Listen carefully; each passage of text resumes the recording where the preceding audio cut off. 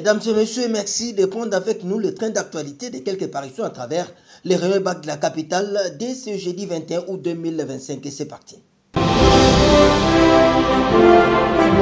TICAD 9, la stabilité, le socle de toute prospérité, les plaidoyers de Judith Suminwa Tsuluka Yokohama, le gros titre du tabloïd Info 27 ans.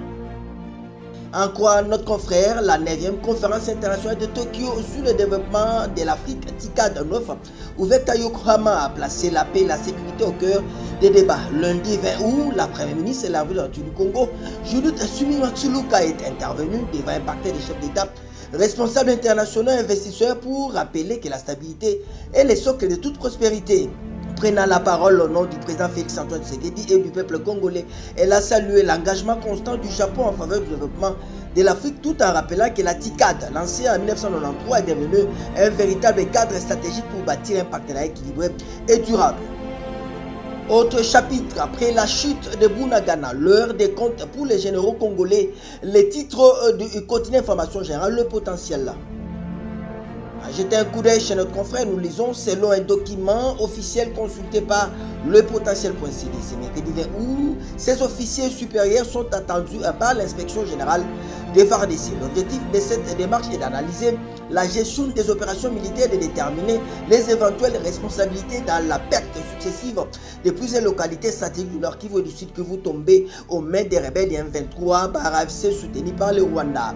Parmi les cadres concernés par cette enquête, nous dit le potentiel, figure d'anciens chefs d'état-major, commandant d'opération, chef des régions militaires et responsable des services spécialisés. On y retrouve notamment le général d'armée Christian Chiwewe Songesha, ex-chef d'état-major général, le général-major Sylvain Kenge, commandant SIFAP, le lieutenant-général Falsi Kabou, ex-commandant des opérations au nord et sud Kivu, le général-major Obed Rwabasira, commandant du SEM. Dans un autre chapitre, lutte contre la désinformation, la manipulation et les fake news, Kinshasa et Brazzaville s'engagent à mettre en place un cadre de collaboration commun, titre le tabloïd Africa News.